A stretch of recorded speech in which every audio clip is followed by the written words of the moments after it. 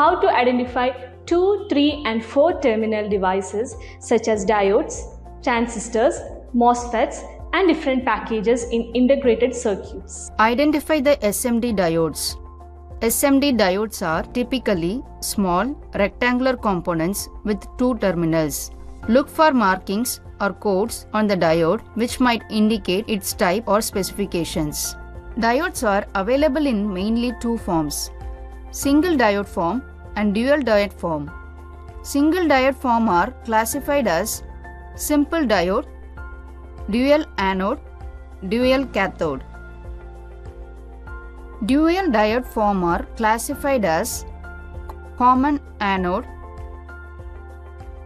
common cathode, series diode, dual pair. Let us discuss how to identify the terminals in SMD diodes, like the anode and cathode. The most reliable method is to refer to the data sheet provided by the manufacturer.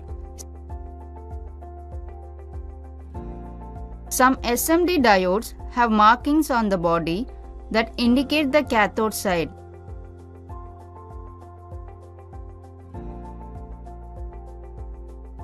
Some other SMD diode packages are SOT, Small Outline Transistor 23. SOT 23 is a 3-terminal diode or commonly used for low power signal diodes, small signal rectifiers and voltage clamping diodes.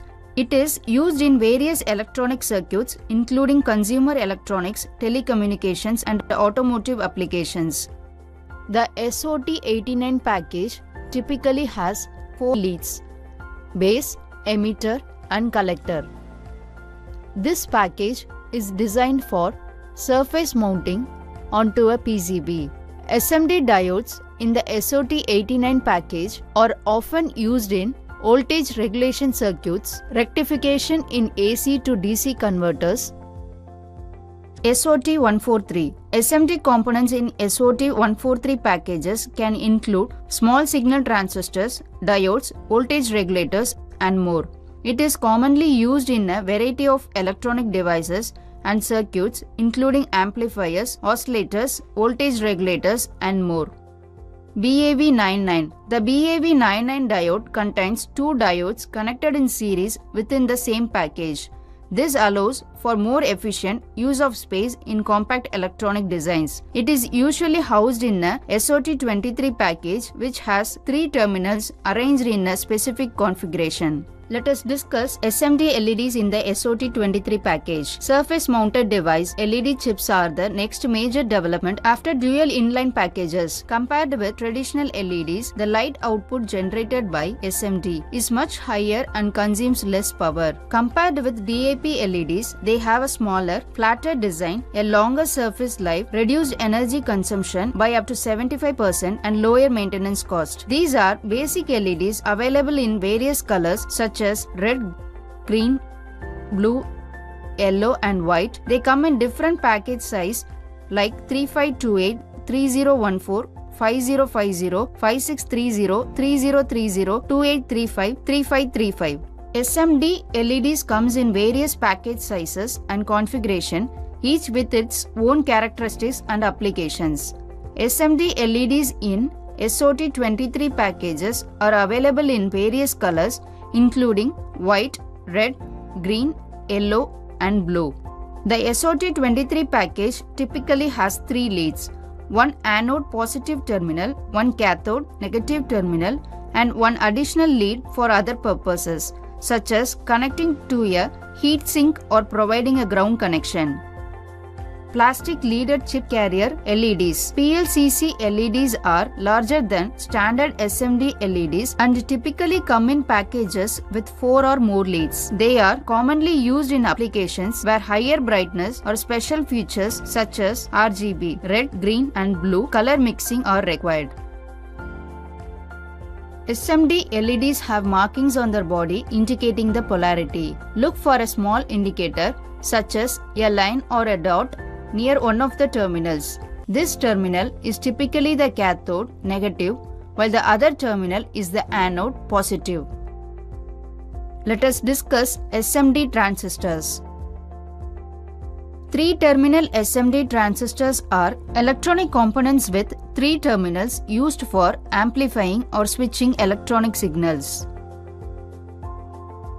Surface mount device transistor comes in various package types, each designed for specific applications and manufacturing requirements. SOT23. This is one of the most popular SMD transistor packages. It is small and typically has 3 leads. The leads are usually bent to form a triangular shape with 1 lead for the collector, 1 for the base, and 1 for the emitter. SOT23 packages are widely used for general purpose transistors.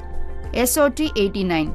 This package is slightly larger than the SOT23 and can accommodate transistors with higher power ratings. It has 4 leads and is commonly used for voltage regulators and power transistors. SOT223. SOT223 package is used for medium power transistors and voltage regulators. It has 4 leads, providing additional thermal and electrical connections compared to the SOT89.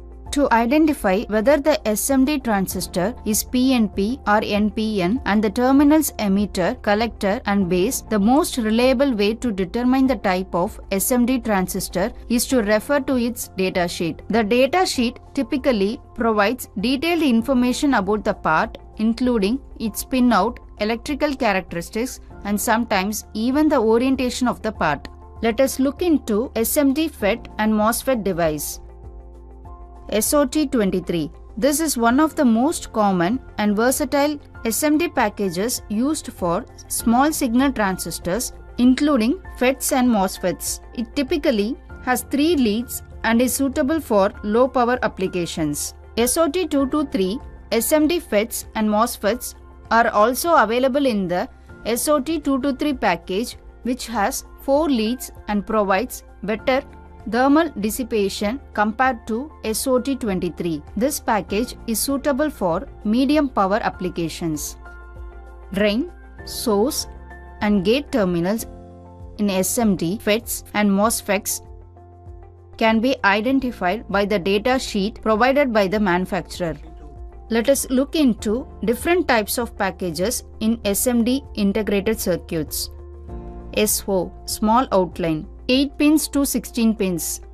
SOJ, small outline J lead, 16 pins to 40 pins. VSOP, very small outline package, 32 pins to 56 pins. SSOP, shrink small outline package, 8 pins to 30 pins. QSOP, quarter small outline package, 20 pins to 56 pins. QFP, quad flat pack, 32 pins to 304 pins. PQFP, plastic quad flat pack, more than 100 pins. CQFP, ceramic multi-layer QFP, 32 pins to 304 pins. BQFP, pumpered quad flat pack, 84 pins to 196 pins. LQFP, low quad flat pack, up to 208 pins. TSOP, thin small outline package, 8 pins to 64 pins. BGA, ball grid array. In this video, we have discussed how to identify 2, 3 and 4 terminal devices such as diodes, transistors, MOSFETs and different packages in integrated circuits. This concludes the exercise. Thank you for watching.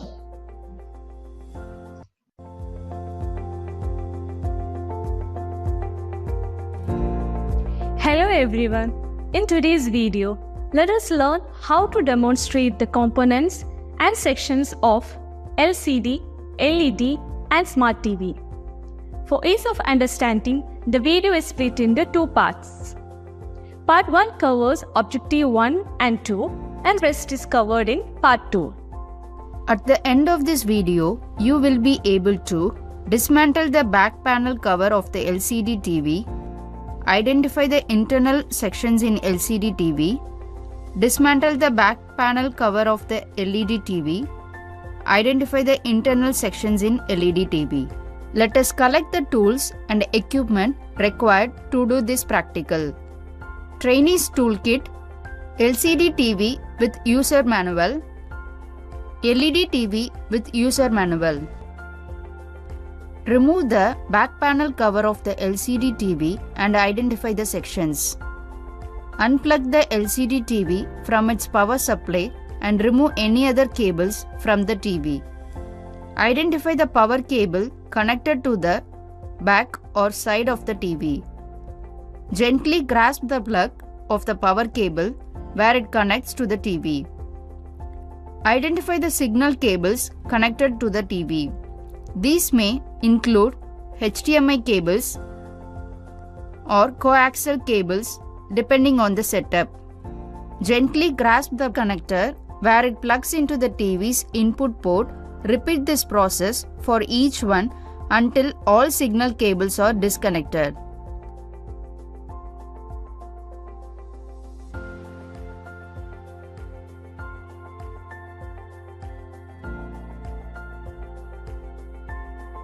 Choose a clean and spacious area to work, preferably a flat surface like a table or floor covered with a soft cloth or blanket. Ensure that there is sufficient space to safely move the TV. Carefully lift the TV from its base or stand and gently lay it face down on the soft cloth. Take care not to apply excessive pressure on the screen, as this could cause damage. Depending on the type of screws used, select the appropriate screwdriver or tool. It is essential to use the correct size and type of screwdriver to avoid stripping the screws. Insert the screwdriver into the head of one of the screws and turn it counterclockwise to loosen it. Repeat this process for each of the 4 screws, gradually loosening them until they are fully unscrewed from the TV. Remove the outer cover to show the main body of the TV monitor. With the screws removed, the base should now be detached from the TV. Gently lift the base away from the TV and set it aside in a safe location. Identify the different sections in LCD TV. Main board or motherboard. Look for the largest circuit board inside the TV. This is usually the motherboard or main board. The main board is the central hub of the TV containing the processor, memory, input and output ports and other essential components. Microprocessor. Microprocessors are responsible for decoding and processing incoming video signals from various sources such as cable, satellite, or streaming devices. RAM, random access memory, stores temporary data and program instructions for the CPU to access quickly. Input and output ports allows external devices to connect to the TV, including HDMI ports, USB ports, audio jacks, Ethernet ports, and antenna connectors. Power supply board. The power supply board will have various components such as capacitors, transformers, diodes, regulators, etc. The power supply board in an LCD TV is a crucial component responsible for converting incoming AC power from the wall outlet into the DC power needed to operate the TV's internal electronics. Input connector. The input connector is where the power cord from the wall outlet connects to the TV. Fuse. The fuse protects the TV from overcurrent conditions by breaking the circuit if the current exceeds a safe level. Transformers are used to step down or step up the voltage levels as needed by different components of the TV. Rectifier. The rectifier converts alternating current AC from the main supply into direct current DC that can be used by the TV's components. It typically consists of diodes arranged in a bridge configuration. Filter capacitors. Filter capacitors smooth out the DC output from the rectifier, reducing ripple and ensuring a stable voltage supply to the TV's components. Output connectors. The output connectors distribute the regulated DC power to the various components of the TV, including the mainboard, backlighting system, audio amplifier, and other peripheral devices. Inverter board. for CCFL backlights. The primary function of the inverter board is to convert the low voltage DC power from the power supply board into the high voltage AC power required to illuminate evenly across the LCD panel. The high voltage transformer steps up the voltage from the main power supply to the level required by the backlight. It also ensures that the AC power provided to the backlight is at the correct frequency and voltage for optimal performance. Inverter IC LED backlighting. In modern LCD TVs with LED backlighting, an inverter integrated circuit IC is used to regulate the power supplied to the LED backlight.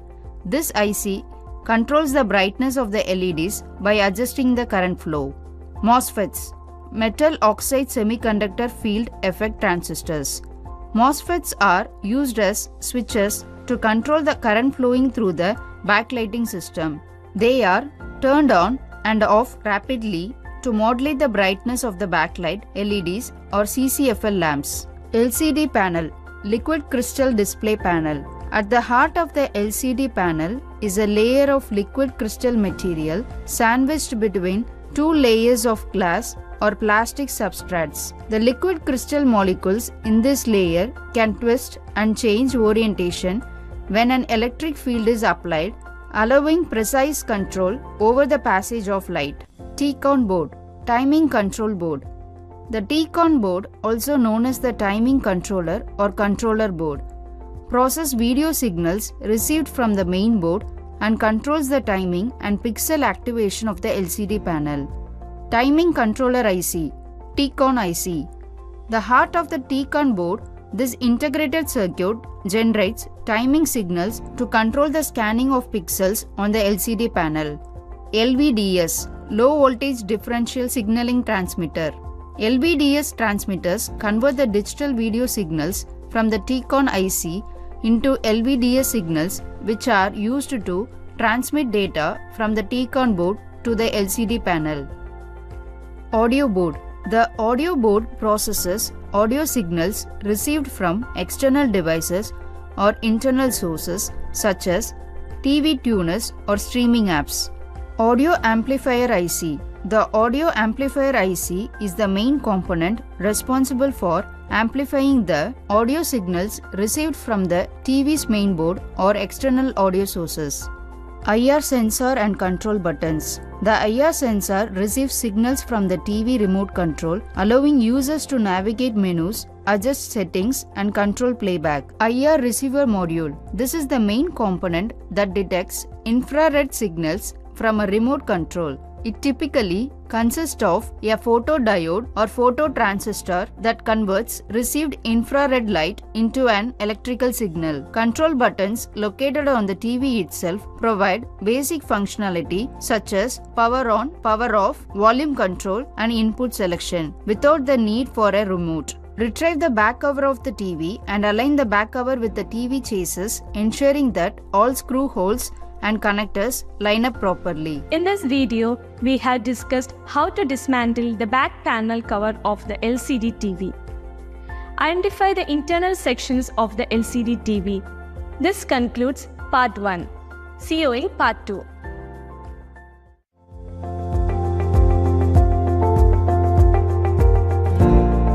Hello everyone. In part 1, we learned how to dismantle the back panel cover of the LCD TV, identify the internal sections of the LCD TV.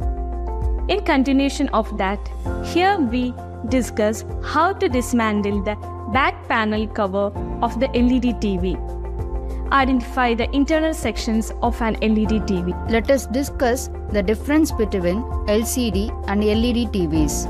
LCD TV. Traditional LCD TVs use CCFLs, cold cathode fluorescent lamps, as a backlight source. CCFLs are positioned behind the LCD panel and emit white fluorescent light, which passes through the liquid crystal layer to produce images on the screen.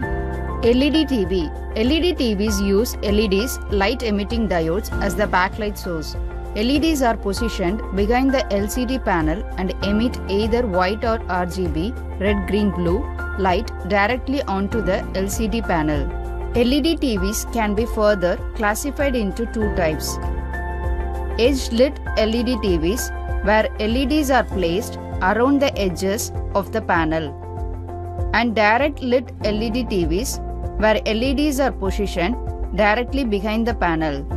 LED TVs are more energy efficient than LCD TVs with CCFL backlights. LEDs consume less power, produce less heat, and offer better control over brightness levels, resulting in lower energy consumption and longer lifespan. LED TVs typically offer better color reproduction and higher color accuracy than LCD TVs with CCFL backlights. RGB LEDs can produce a wider range of colors and finer color gradations, resulting in more vibrant and lifelike images. Remove the back panel cover of the LED TV and identify the sections. Identify the power cable and signal cable connected to the LED TV. Gently grasp the plug of the power cable and signal cables from the TV until all the cables are disconnected.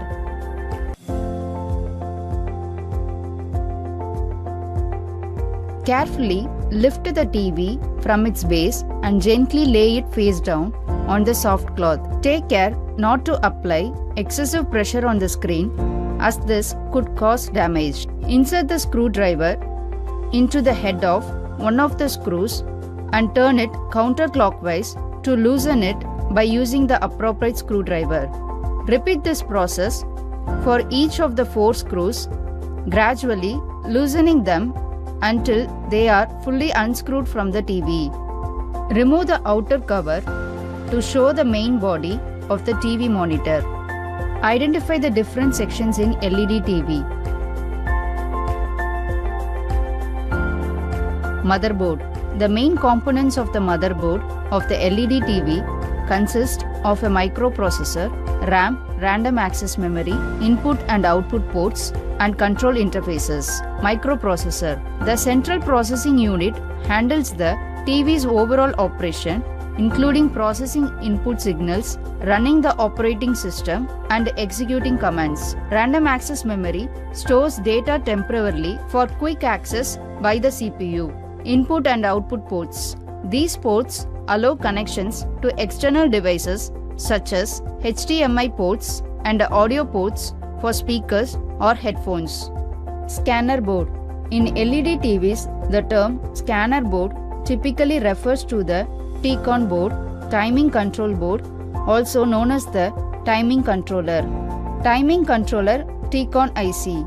This is the main integrated circuit on the scanner board responsible for interpreting the incoming video signal and generating timing signals to drive the pixels on the display panel. LVDS cable. LVDS stands for Low Voltage Differential Signaling, and it is a type of interface used in LED TVs and other displays to transmit high-speed digital video signals between the main board and the T-con timing control board. Power supply board. The power supply board in an LED TV is a critical component responsible for converting AC, alternating current, power from the mains electricity supply into the various DC, direct current voltages required to power the internal electronics of the TV. Rectifier diodes or bridge rectifier. These components convert the AC input voltage into DC voltage. Filter capacitors. Capacitors are used to smooth out the rectified DC voltage, reducing ripple and ensuring a steady supply of power to the TV's components. Voltage regulator ICs. These integrated circuits regulate the voltage to specific levels required by various parts of the TV. Inductors. They store energy in a magnetic field and help smooth out the output voltage. Resistors and capacitors.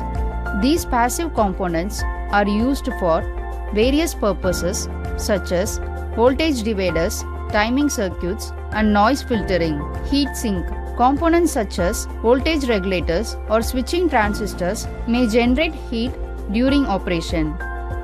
Let us discuss on backlight LEDs.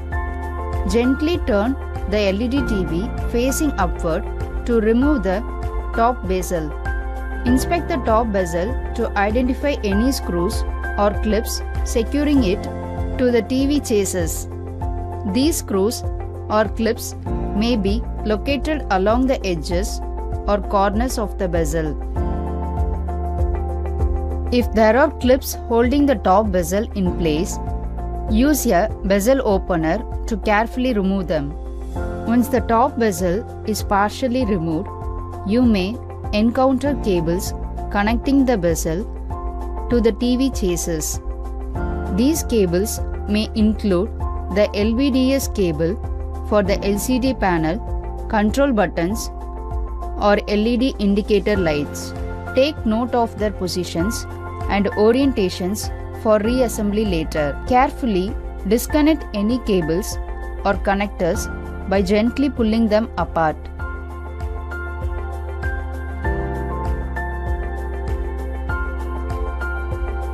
With the screws and clips released and any cables disconnected, carefully lift the top bezel away from the TV chassis. Be gentle to avoid damaging the bezel or the internal components of the TV. Reflector sheets in LED TVs are thin, reflective materials placed strategically behind the backlight LEDs to improve light efficiency and uniformity. With the top bezel removed, you can now access the internal components of the TV such as the LCD panel, LED backlighting. LED TVs may use different types of backlighting configurations including edge lit LED and direct lit LED. Direct lit LED TVs have LEDs positioned directly behind the LCD panel, providing more uniform illumination and better control over brightness levels. LED backlighting is more energy efficient compared to CCFL backlighting as LEDs consume less power and produce less heat. This contributes to lower energy consumption and longer lifespan for LED TVs. Now reassemble an LED TV as in the sequence of dismantled items. Place the top bezel on the TV module and secure it using the screw. Turn the LED TV facing the back cover on top and mount the cover, which was removed earlier with screws.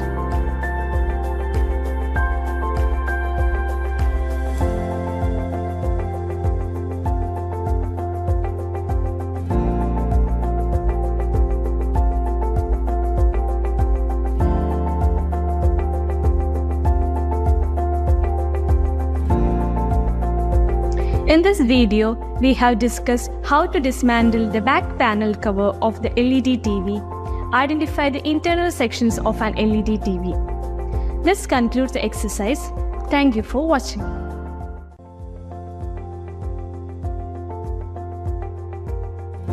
Hello everyone, in today's video, let us learn how to install a solar power panel 500 watt peak to directly 12 volt DC application.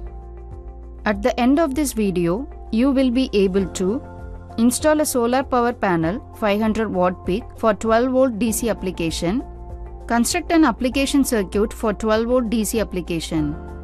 Let us collect the tools, equipment and materials required to do this practical. Digital multimeter with props, trainees toolkit, solar PV panel 12 volt 500 watt peak with fabricated panel support fittings, solar charge controller type PWM, system voltage 12 to 24 volt, maximum output current 50 amps, DC circuit breaker 2 pole 12 volt 6 amps, connecting wires 1.5 square mm and 6 square mm as required. DC fan 12 volt, base brackets 28 inches 6 numbers, contact brackets 28 inches 6 numbers, supporting brackets 14.8 inches, bolt and nuts 8 mm. Installing a solar power panel 500 WP for 12 volt DC application. Lifting the solar panels to the top of the terrace. Safety precautions. Lifting a solar panel to a terrace typically requires at least 2 or 3 strong individuals to do so safely. Treat solar panels delicately and avoid rough handling. They are made of tempered glass which can break if subjected to excessive force or pressure. Ensure that all the people who are lifting the solar panel are wearing PPE, including hard hats, safety goggles, gloves, and non-conductive footwear. Position the solar panel at the bottom of the steps. Align it perpendicular to the staircase. Ensure that it is stable and will not roll or slide during the lifting operation. Safety precautions.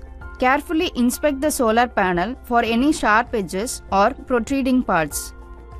Choose a location for the solar panel stand that receives ample sunlight throughout the day and is free from shading obstructions.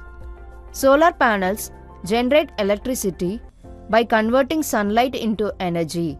Placing the solar panel stand in an area with sunlight ensures that the panels receive maximum sun exposure is available, allowing them to produce more electricity. Place the solar panel with stand. Align it with the mounting holes on the frame. Position the panel so that it receives maximum sunlight exposure. Safety precautions. During installation, direct contact with the terminals can result in electrical shock or burns, particularly if the panels are exposed to sunlight and generating electricity. Gather the necessary nuts, bolts, washers, and any other hardware required for mounting the solar panel. Insert bolts through the mounting holes on the solar panel starting from the underside of the panel. Place washers on the bolts to distribute the pressure evenly. Once the bolts are inserted through the mounting holes, secure them in place by tightening the fastener onto the exposed threads. Repeat the process for each mounting hole on the solar panel, ensuring that all bolts are securely fastened with nuts. Tighten the nuts evenly to prevent uneven pressure on the panel. Adjust tilt angles and set the tilt angle of the solar panel to optimize sunlight exposure based on your location to receive the maximum sunlight. Now let us see how to measure the open circuit voltage of the solar panel. When you are measuring the voltage of a solar panel, you typically connect the multimeter in parallel. This means you connect the positive terminal of the multimeter to the positive terminal of the solar panel and the negative terminal of the multimeter to the negative terminal of the solar panel. Set the multimeter in DC voltage measurement range with an approximate voltage of 20 volts. Identify the positive terminals and negative terminals in the solar panel. Solar panels come with labels indicating the positive and negative terminals. Look for these labels near the terminals or on the back side of the panel. Place the black probe negative of the multimeter on the negative terminal of the solar panel. Place the red probe positive of the multimeter on the positive terminal of the solar panel. Once the probes are connected, the multimeter ensures the display of the voltage output of the solar panel. Constructing an application circuit for 12 volt DC application. Identify the terminals on the solar panels. Look for any labels or markings near the terminals. They may be labeled as battery as BAT, solar panel as PV, load as load. In a charge controller, the positive and negative terminals are typically labeled or indicated to ensure proper connection of the solar panel, battery, and load. Use black colored wires to connect the negative terminal and red colored wires to connect the positive terminal for easy identification.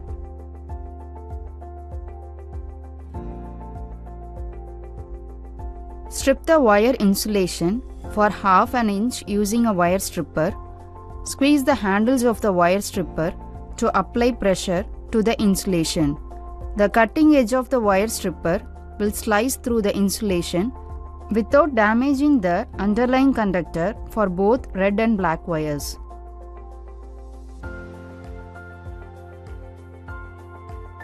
Identify the solar terminals in the charge controller.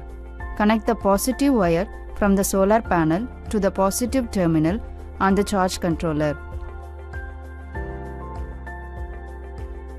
Similarly, connect the negative wire from the solar panel to the negative terminal on the charge controller. Once the solar panel is connected to the charge controller, it will continuously monitor the output voltage of the solar panel and display it.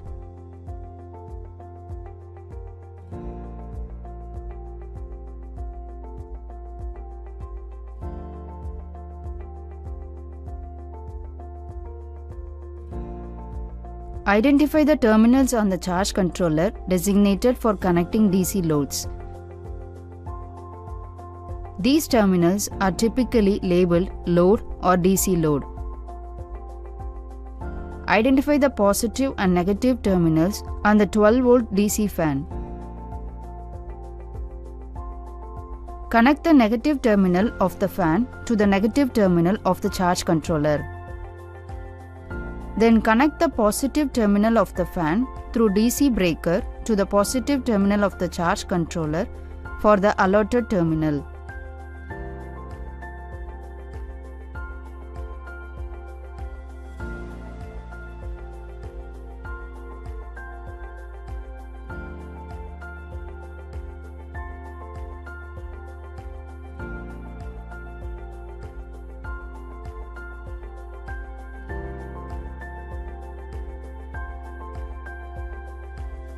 Switch on the breaker and ensure the fan is working.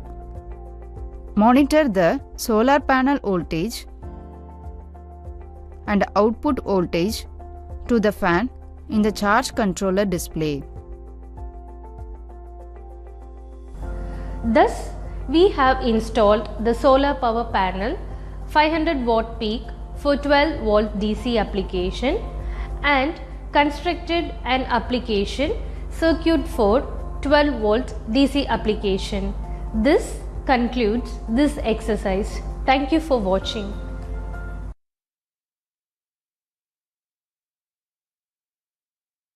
Hello everyone. In today's video, let us learn how to connect storage battery to your power inverter. At the end of this video, you will be able to connect the battery to the charge controller, connect the power inverter to battery, connect the solar panel to the charge controller. Let us collect all the tools, equipment and materials required to do this practical. Digital multimeter with props, trainees toolkit, crimping tool, power inverter with user manual, output power 300 watts, input 12 volt DC, output 220 volt AC, solar charge controller, type PWM, system voltage 12 to 24 volt, maximum output current 50 amps, battery 12 volt 10 ampere hour, cartridge fuse 1 amps, connecting wires 1.5 square mm and 6 square mm as required. DC circuit breaker, single pole, 12 to 250 volts DC, 6 amps. Lug terminals, ring type, 6 square millimeter and 1.5 square millimeter as required. Connecting the battery to the charge controller. Identify the positive and negative terminals of the battery. Set the multimeter in DC voltage measurement range with an approximate voltage of 20 volts and measure its terminal voltage of battery. Ensure the battery voltage is not less than 12 volt. Identify the battery terminals in the solar charge controller.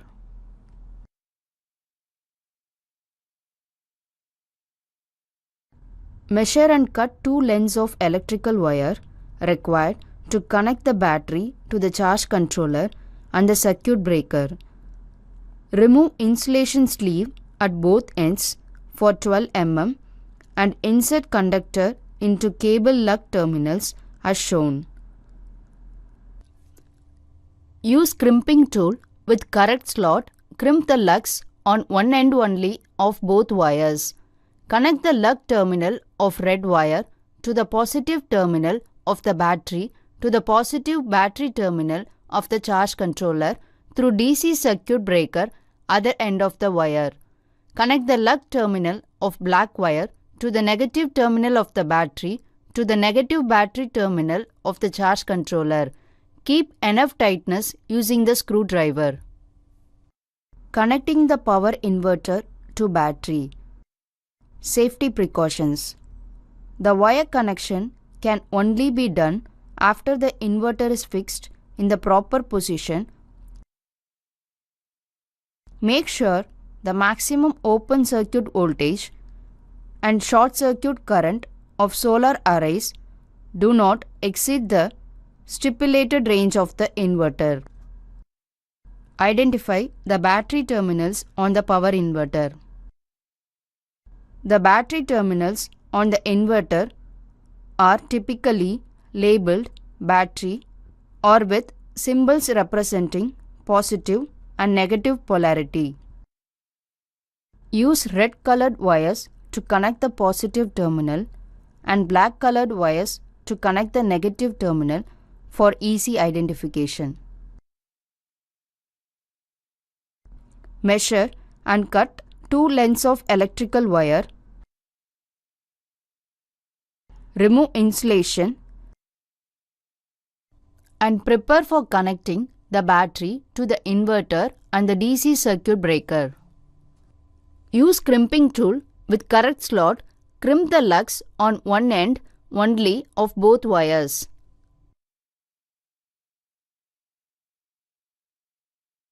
Use one length of black wire to connect the negative terminal of the battery to negative terminal of the inverter. Use one length of red wire to connect the positive terminal of the battery to the DC circuit breaker in series.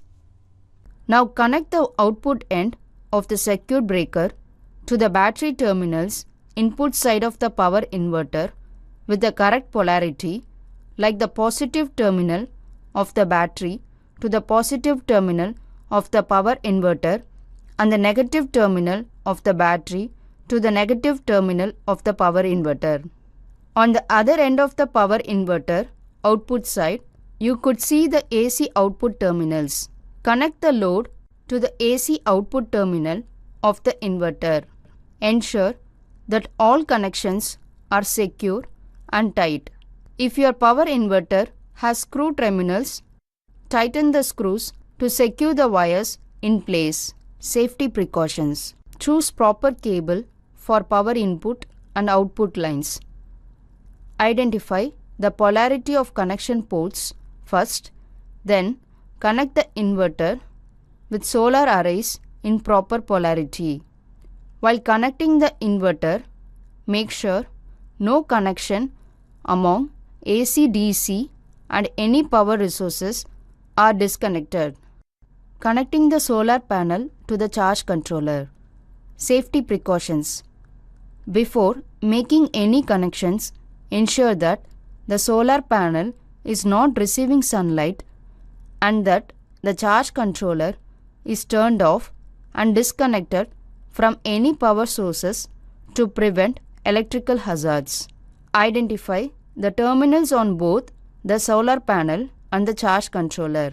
The solar panel typically has 2 wires coming out of it, one positive and one negative.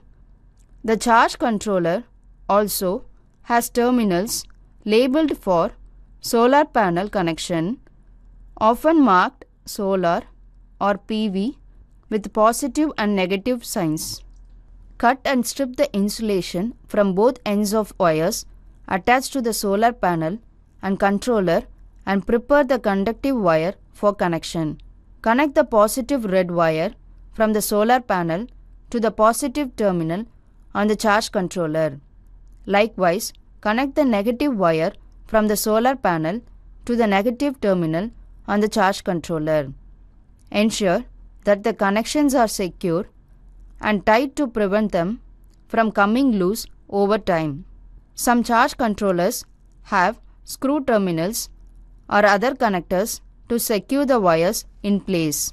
Now, switch on the DC circuit breaker and inverter. Ensure the load connected to the inverter is working and monitor the solar panel and battery voltage on the charge controller display. In this video, we have discussed and connected the battery to the charge controller, connected the power inverter to the battery, connected the solar panel to the charge controller. This concludes this exercise. Thank you for watching.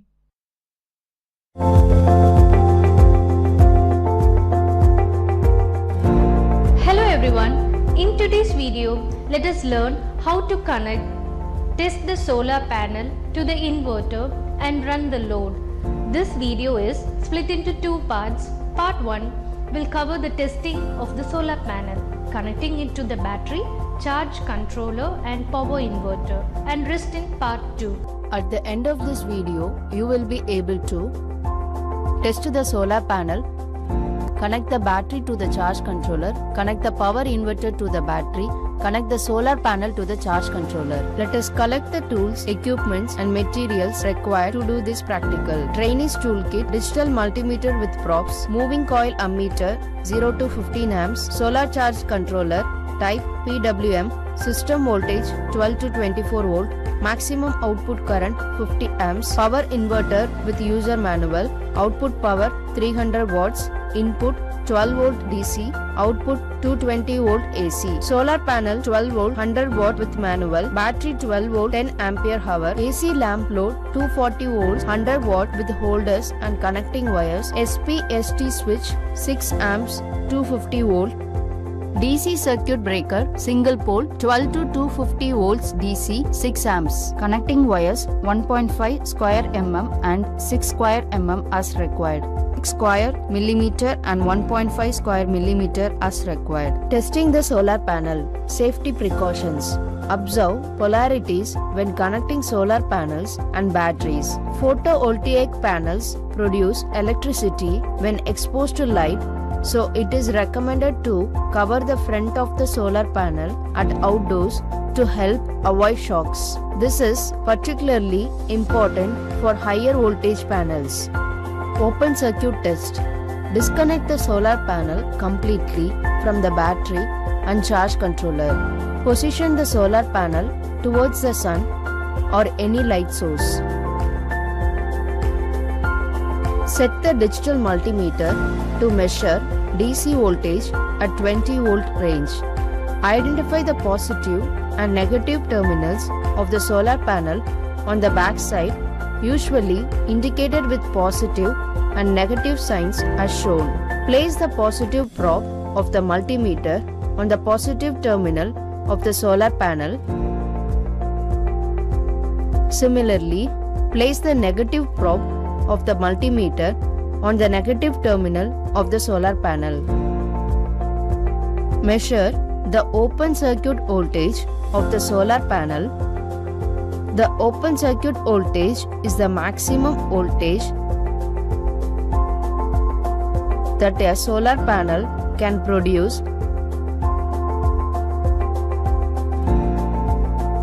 when there is no load connected to it. Take a note of the voltage reading displayed on the multimeter. This is the open circuit voltage of the solar panel.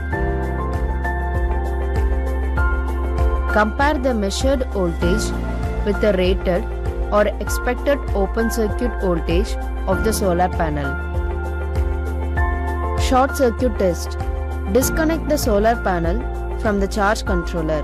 Position the solar panel towards the sun or light source.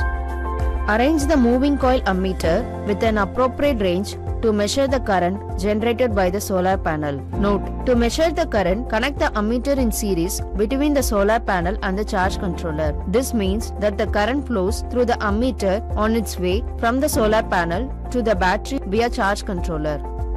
Disconnect the positive terminal of the solar panel from the charge controller. Connect the disconnect positive terminal of the solar panel to the positive terminal of the ammeter. Now connect the negative terminal of the ammeter to the positive terminal of the charge controller. This connection makes to connect the ammeter in series with the solar panel and the charge controller. That is, connecting a positive lead of the ammeter to the positive on the panel and a negative lead of the ammeter to the load via the charge controller. Positive terminal of the solar panel in the charge controller. Once the ammeter is connected in series, it will measure the current flowing through the circuit. The reading displayed on the ammeter represent the short circuit current ISC of the solar panel under the current sunlight conditions. Record the readings that display on the digital multimeter. Note the readings that display on the ammeter. The measured open circuit voltage and current values are 12 volts and 5 amps respectively. So the power becomes 60 watts when the voltage and current values are multiplied. Connecting the battery to the charge controller. Safety precautions. Ensure that you match the positive terminal of the battery with the positive terminal of the charge controller and the same for the negative terminals. Reversing polarity can damage the equipment. Identify the battery terminals with positive and negative sign in the charge controller. The charge controller typically has labeled terminals for connection. Connect the positive terminal of the battery to the positive terminal of the charge controller.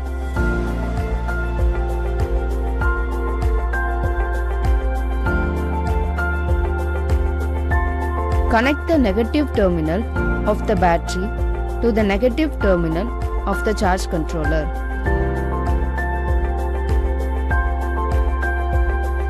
Connecting the power inverter to the battery.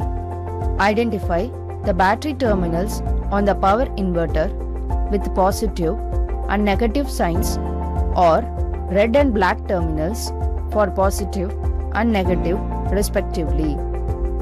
Connect the negative terminal of the battery to negative terminal of the inverter. Connect the positive terminal of the battery to the input of the DC circuit breaker. Connect the output side of the DC circuit breaker to the power inverter with the correct polarities, like the positive and negative terminals of the battery to the positive and negative terminals of the inverter. Connecting the solar panel to the charge controller. Safety precautions. Solar panels generate electricity when exposed to sunlight. The terminals of the solar panels carry this electrical current, and coming into contact with them can result in electric shock. Identify the terminals on the charge controller for connecting the solar panel with positive and negative signs. Connect the positive wire from the solar panel to the positive terminal on the charge controller. Likewise, connect the negative wire from the solar panel to the negative terminal on the charge controller. Tighten the screws securely to prevent any loose connections. In this video, we have tested the solar panel, connected the battery to the charge controller, connected the power inverter to the battery, connected the solar panel to the charge controller. This concludes part 1. See you in part 2.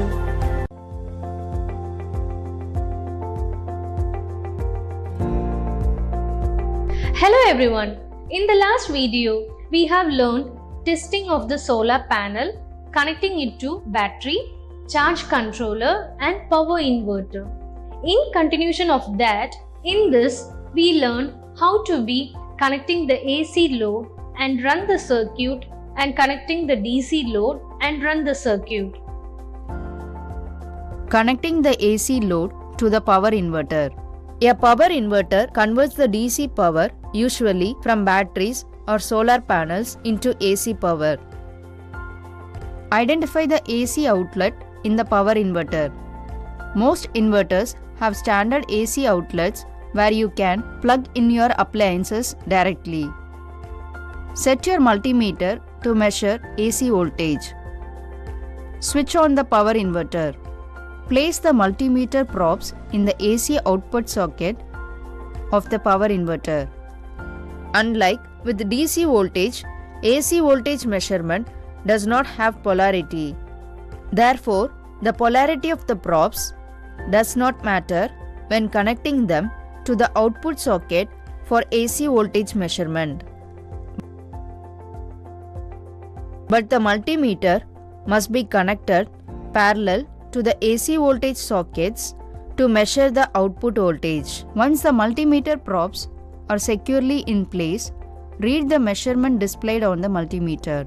This will be the AC voltage output of your power inverter. Compare the measured voltage to the expected or rated voltage output of the power inverter. Turn off the power inverter. Choose a 2-pole AC circuit breaker that is appropriate for the power rating of your inverter and the expected current of your AC load. Using appropriate size of wires, connect one AC output wire from the inverter to one terminal of the MCB. Connect the AC output terminals of the power inverter to the input terminals of the AC circuit breaker. Connect the other AC output wire from the inverter to the other terminal of the MCB. Connect the AC load to the output terminals of the circuit breaker.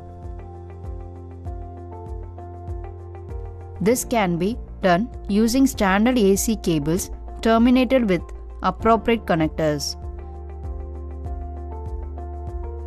Make sure that the load connections are secure and properly insulated. Once the AC output of the inverter is connected to the circuit breaker and the load, switch on the power inverter using the power switch.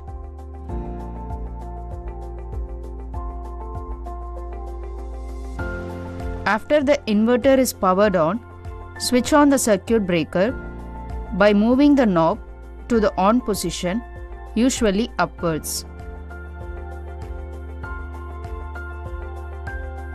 Monitor the operation of the inverter, circuit breaker, connected load and ensure the load operates successfully without tripping the circuit breaker.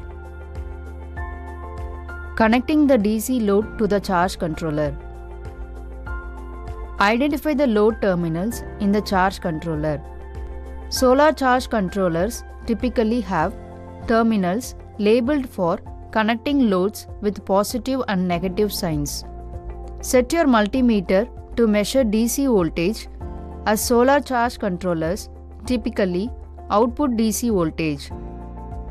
Ensure that the solar charge controller is turned on and operational. Touch the metal tips of the probes to the corresponding terminals of the load terminal. The black probe should be on the negative terminal and the red probe should be on the positive terminal.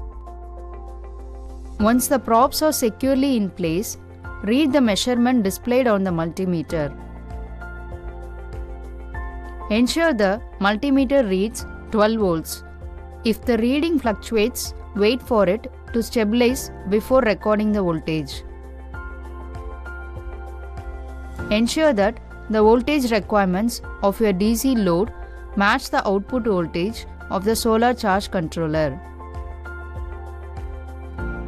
Most charge controllers' output is 12 volts, or 24 volts DC. Switch off the charge controller. Connect the other end of the negative wire from the DC load to the negative terminal on the charge controller labeled for the load. Connect one end of the positive wire from the DC load to the positive terminal on the charge controller labeled for the load through the switch. Tighten the screws securely to prevent any loose connections. After ensuring everything is properly connected and secured, you can switch on the DC load and monitor its working. In this video, we have connected the AC load to the power inverter, connected the DC load to the charge controller. This concludes this exercise. Thank you for watching.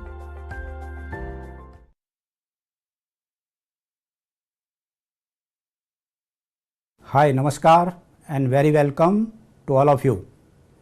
Today I am going to discuss some of the important points to keep in mind during planning of multi-story building or high-rise building.